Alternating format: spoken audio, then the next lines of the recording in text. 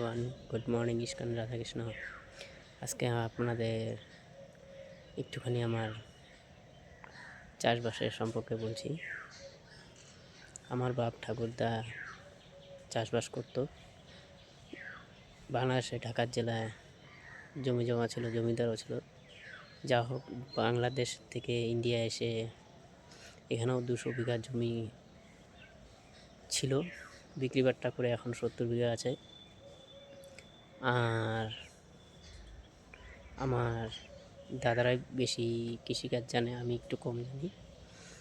তা যা হোক, একটুখানি আমিও করেছি, দেখো কেমন লাগে।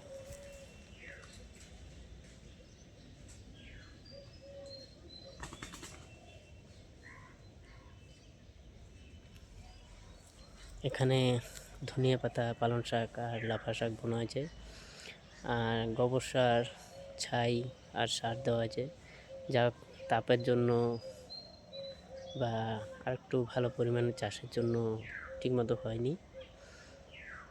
তা যা হোক, আর একটু দেখো, এই যে দেখো ধনিয়া পাতা।